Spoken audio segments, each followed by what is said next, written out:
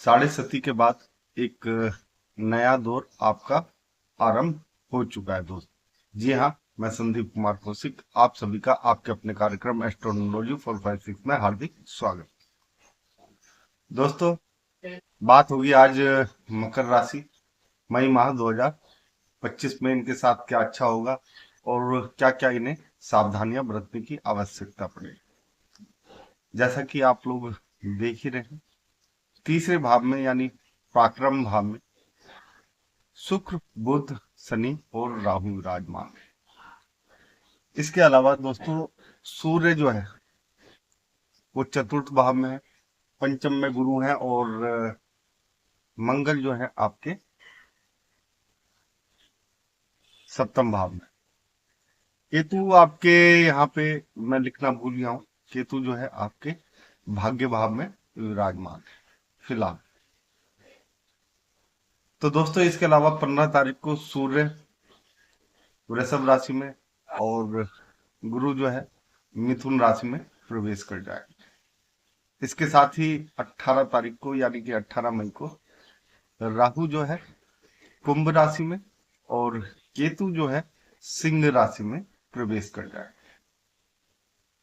कुछ इस प्रकार से ग्रहों का परिवर्तन होगा और यहाँ पर जो सबसे अच्छी चीज है आप लोगों के लिए, तीसरे भाव में यानी कि पराक्रम भाव में आपके सारे ग्रह विराजमान। यहाँ पे इस समय ऐसे योग बने हुए हैं। सबसे पहले अच्छी बातें आज कहने का मन कर रहा है। एक तो संतान उत्पत्ति का जो योग है वो बहुत ही ज्यादा प्रबल बना हुआ है आप लोगों के लिए। यानी कि कहीं ना कहीं जो कई वर्षों से कई समय से इस चीज के पीछे भाग रहे थे, उन्हें इस समय संतान प्राप्ति के योग काफी अच्छे हैं। यानी कि कंसीविंग टाइम जो होता है वो ये बहुत अच्छा समय है। और यहाँ पे आप लोग देखेंगे कि आपके घर में भी किलकारियां गूंजने का समय आ चुका है। इसके अलावा दोस्तों, सूर्य जो है आपके चतुर्थ भाव में और उनकी दृष्टि जो है आप देख ही रहे हैं वो दसम भाव में। यानी कि तरक्की तो मिलनी मिलनी है। साथ ही साथ अगर आपका भूमि, भवन या वाहन किसी भी चीज का लेने का मन है तो उस चीज को आपको पाने से कोई नहीं रोक सकता इस समय, क्योंकि सूर्य आपके चतुर्थ भाव। ऐसे में आप लोगों को बहुत कुछ अच्छा देखने को मिलेगा। यहाँ पर एक तरीके से बहुत ही अच्छा है। और इसके अलावा दोस्तों मंगल है। मंगल से भी इस चीज को सपोर्ट मिलता हुआ दिखाई दे रहा है। आप लोग देखेंगे कि मंगल की एक दृष्टि जो है दसम भाव पर है और एक जो है प्रथम भाव पर और एक जो है दूसरे भाव पर। यानी कि भूमि से संबंधित जो चीजें हैं वो आपको मिलने की संभावना यहाँ पे ज्यादा नजर आ रही है। हो सकता है पुरखों की कोई जमीन आपको मिल जाए या तरक्की में कोई अड़चन आ रही है तो वो दूर हो जाए। बहुत कुछ ऐसी चीजें हैं जिन्हें आदमी समझता है, चाहता है और कई बार नहीं हो पाता और कई बार बहुत ही आराम से हो जाता है। तो आपकी साढ़े सती जो है यहाँ पे खत्म हो चुकी और आपको उन चीजों का फल जो है प्राप्त होने का समय आ चुका है। यहाँ पर दोस्तों, मंगल बहुत बड़ी भूमिका निभाएगा, लेकिन मंगल से कुछ ना कुछ दिक्कतें भी हैं यहाँ पर। सबसे बड़ी दिक्कत यह है कि आप अपने जो व्यापार है उसमें थोड़ी सी आक्रामकता अपनाएंगे जो व्यापार के लिए अच्छी होती है। लेकिन वहीं पे जो वैवाहिक जीवन है आप लोगों का, उसमें भी थोड़ी सी आक्रामकता देखने को आप लोगों को मिलेगी।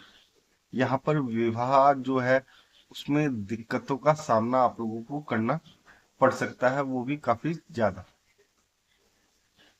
जब तक पराक्रम भाव में आपके राहु बैठे हुए हैं यानी 18 तारीख तक, तब तक धन काफी अच्छा आता रहेगा आप लोगों के लिए। कोई दिक्कत की बात नहीं है यहाँ पर।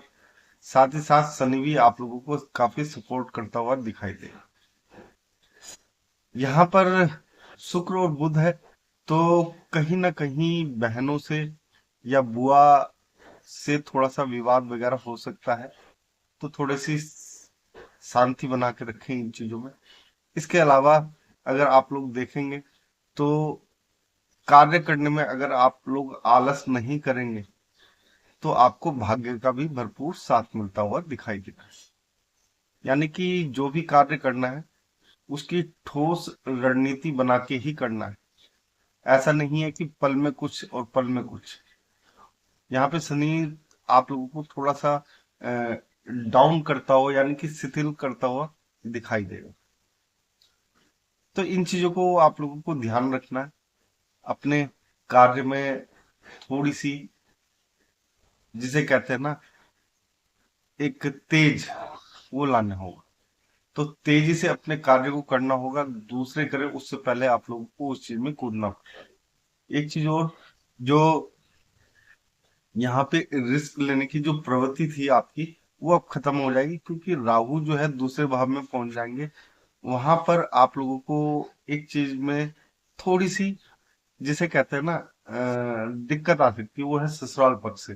वहां पे आप लोगों को, क्योंकि मंगल की दृष्टि भी है एक वहां पर, तो ससुराल पक्ष से आप लोग उतना ही मतलब रखें। यानी कि बेवजह उनकी बातों के बीच में अपना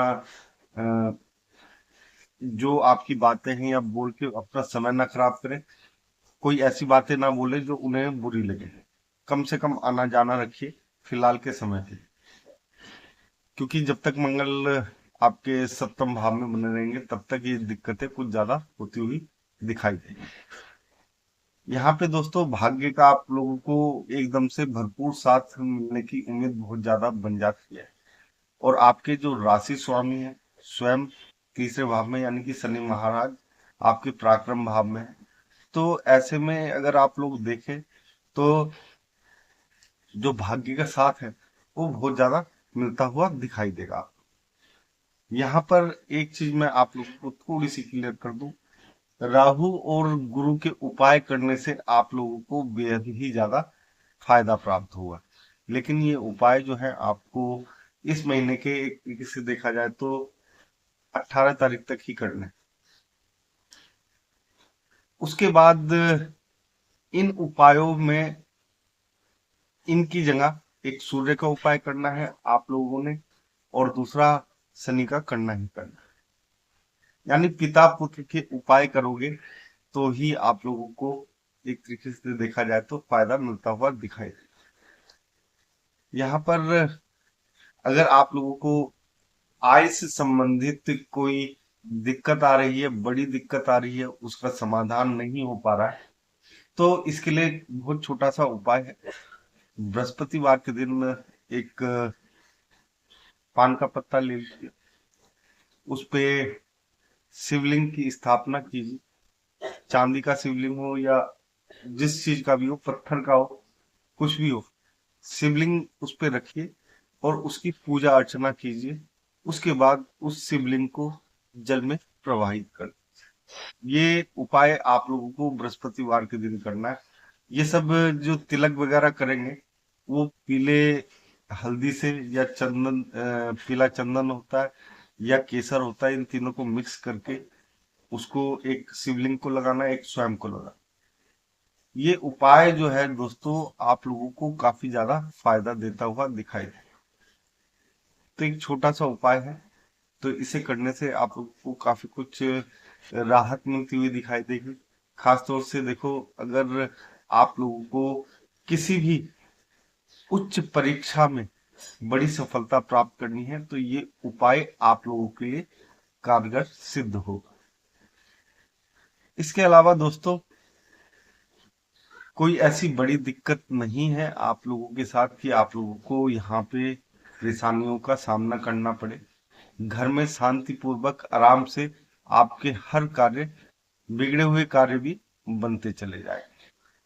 दोस्तों आज के कार्यक्रम में बस इतना ही। अगर आप लोगों को हमारा ये कार्यक्रम पसंद आया है, कमेंट बॉक्स में जय श्री राम अवश्य लिखें, और आप सभी मित्रों को भी हमारा जय श्री राम।